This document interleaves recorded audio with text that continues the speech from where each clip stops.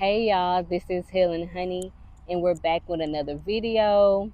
So today's video will be about harvest season. So when we talk about harvest season, we're talking about all the seeds we have planted. What seeds have you planted? Have they been fruitful? Have you been seeing the harvest of the seeds you've been planting? When I say seeds you've been planting, I mean the thoughts, the ideas, the habits, the pieces of growth you have embedded within yourself. When I talk about harvest season, I'm talking about, have you been seeing you pouring into your life and you doing the things you have to do so you can be where you desire to be or be the person you desire to be? Have you been trying at least to get 1% better than what you were a day ago? So recently I had the opportunity to attend an event, and the event was a close associate of mine. We've been a part of the same spiritual community, and she invited my wife and I out. And in this event, we had the opportunity to be surrounded by other like-minded individuals and come together as a community and talk about the things that we had to suppress as children, or the things that we may feel like we don't have an outlet or a community to come together as one. So it was a great event. I feel that it was great for me because I'm used to closing myself off, and I'm not used to really being vulnerable outside of, my wife and outside of YouTube. I came on this platform to be able to express my truth, my life experiences, and how I became healed from everything I experienced in life. And I came here to be able to let y'all know that it's a way to heal yourself, to overcome, and to be the best version of you. That is the whole theme of this channel. So, in this event, we was able to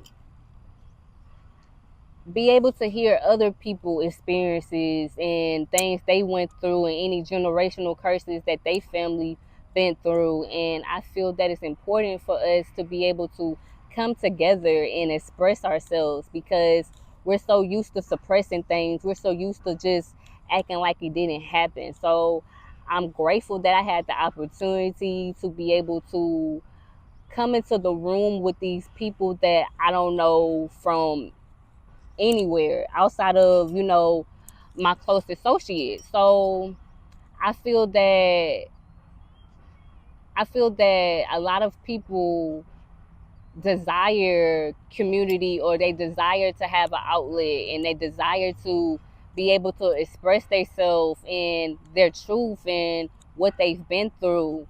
But they feel like nobody care, or they feel like they have to suppress themselves, or their feelings and emotions are not important, which they are. So I had the opportunity to be vulnerable, and it felt good to be vulnerable. It felt good to be in a safe space, because I've been a part of other spiritual communities that didn't feel safe, that didn't feel like I can truly be my true self. And I've learned through those experiences. I've learned through meeting those people, but to actually still be connected to this amazing woman. Her name is Autumn. And if you're in Houston, she's been having events for us to come together and just be, just be. So last week, I cried 2 times last week, y'all. I'm gonna be honest with y'all. I cried 2 times last week. So last Friday, I recorded a video at the park, and when I recorded the video, it was so much noise going on outside. So much noise. I got home, listened to the video, and I had the thought and the feeling like I needed to release. And within that thought and that feeling came surrender.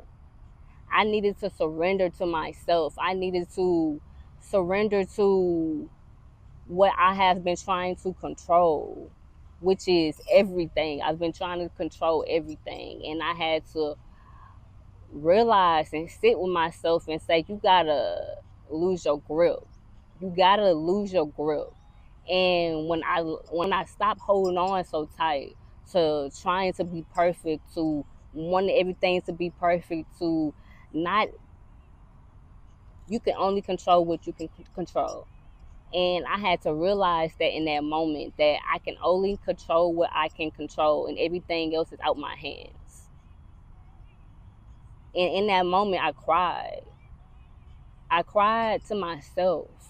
I held myself because we've been programmed to think that we got to be perfect 24/7, that we got to do things in a specific way. If it don't look this way, if it don't look like this, if you don't act like this, all these different things. And I had to just sit with myself and take time for myself. Take time for myself and reflect. So another day I cried when this was, I think this was Monday, but both cries was good cries. I really don't feel like it's a such thing as a bad cry because, like I said in one of my videos, I love to cry because that means I'm releasing, and after I cry, I always feel better. So the other release was I paid for I paid for a I paid for a ticket to this event, this online event, and it was a transmission going on. And within this transmission was about removing energetic blocks, removing any subconscious blocks, dealing with abundance, dealing with feeling like you're not worthy. And within this transmission, I cried. And when I cried, I realized something. It's certain things that occur to us when we're children, and they may make us feel like we're not a good person. They may make us feel like we got to judge ourselves 24/7 for the mistakes, for the things, for the traits, for the characteristics that we have. And I had to come to realize that I'm not supposed to carry this. I'm not supposed to carry what's not mine, that projection. And in that moment, I realized the mistakes I made as a child don't define me. And, being in a household that believed in giving whoopings, that believed in go get that switch, believed in, doing that, it's easy to be programmed that you're not a good person, or you're always in trouble, or you always causing certain chaos within the house. And I had to realize in that moment that just because I've made mistakes as a child doesn't mean that I'm a bad person. It doesn't mean that I don't deserve abundance. It doesn't mean that I don't deserve to have worthiness. So in that moment, I had to release that. I had to let go of that. And I feel I've shifted. I've shifted within the last week. I feel I've shifted mentally, emotionally, spiritually, because at the end of the day, it's always about surrendering. It's always about surrendering to yourself. We think that we're surrendering to something outside of ourselves, but the whole time we're surrendering to ourselves. So that being said, the seeds we have been planting, the seeds we have been planting. So Over these last almost 7 years, I've been planting these seeds. I've been planting these seeds of healing, of love, of self-worth, of letting go all these other things, self-doubt, insecurities, lack, all these different things. Planting seeds and pulling up roots. So that being said, when we're doing healing work, or when we're truly knowing our life purpose, or being aware that we're more than this life, we're more than this life, we're experiencing this life, but after this life we're going to continue to live regardless if we're not in this human body. So I realized I'm doing the work, I'm healing, I'm letting go, I'm surrendering, I'm forgiving myself, I'm forgiving others, I'm letting go anger, I'm letting go all these things, resentment. And within that, I've seen my seeds grow into beautiful flowers. Beautiful flowers. And I believe if we do the groundwork, if we start at the roots, if we unweed all the bullshit, all the false truths, all the lies, all the projections, all the insecurities, if we uproot all this that's not ours to hold, that's not ours to carry, that's not ours to accept, then we'll be able to see the flowers. Then we'll be able to see how the rain helped the flowers grow. Just because we're healing, or just because we're growing into the person we desire to be, or remembering who we truly are, does not mean that we're not going to come upon obstacles. One thing Autumn said, she said, I don't believe in obstacles. I believe in detours. And when she said that, it hit me because it doesn't matter which way you get there, because you always gonna get to your destination. So if it don't matter what way you get there, why do we stress, or why do we worry about every step on the way? If your spirit is guiding you to where you supposed to be, why do we stress? Why do we question? Why do we wonder if we know that we're always being divinely guided? If we know that every step that we take is a divine one, even through our mistakes, even through our so-called regrets, because a regret is only a regret if you did not learn from the mistake that you made, if you did not evolve from that mistake that you made. You can overcome anything, you can overcome any mistake. Failure, that word has been coming up a lot lately. If you don't fall, how do you know how to get up? When a baby is learning how to walk, don't that baby gotta stumble a few times? Don't that baby gotta fall a few times, may hit his head a few times? But do that baby give up? Do that baby say, I ain't gonna do this? Do that baby say, fuck it, I'm just not gonna learn how to walk? Or do that baby say, I'm gonna continue to try, I'm gonna continue another day, I'm gonna continue another step? We don't wanna fall. But when you fall, you learn all the lessons. When you fall, it's where the ground is. That's grounding. When you grounding, you able to see clearly because you're on the ground, because you're in the soil, because your feet is in the grass. So you're balanced. Regardless if you fail, you're still grounded. So that being said, when we talk about the plants, and we talk about the trees, they're just showing us the potential that we have. They're just showing us you got the ability to grow into this beautiful ass tree. You got the ability to grow into this beautiful ass flower if you believe you do.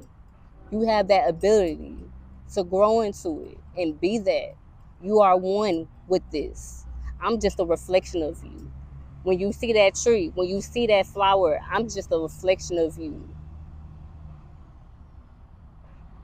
So, that being said, I had to know that the seeds that I water are going to come into fruition. The seeds that I water is going to grow into this beautiful flower, and I cannot judge how fast it goes.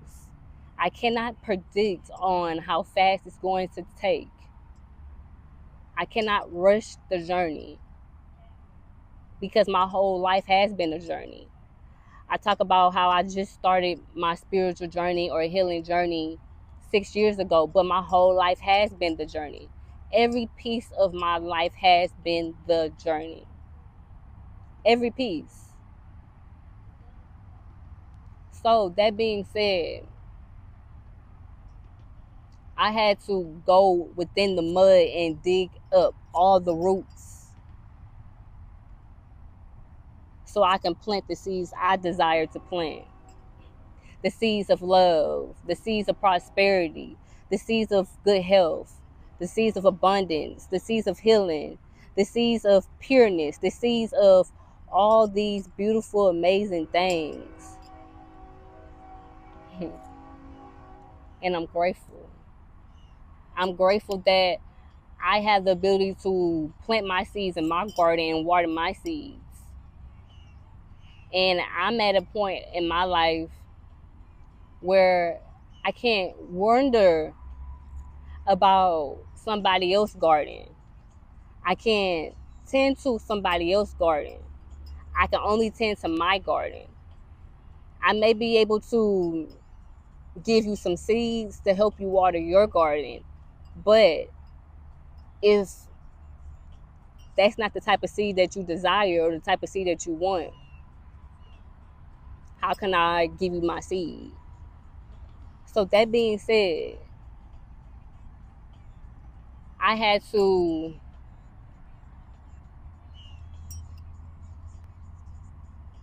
refine what I want my garden to look like. I heard something one day. It was Conja Queen on YouTube. I mentioned her one time. She's an amazing goddess. She's opened my eyes up to a lot when it comes to shadow work, to healing over the years. And she said on one video, she said, it is a Buddha quote. It's two wolves. You have the choice to feed either wolf. What wolf you want to feed?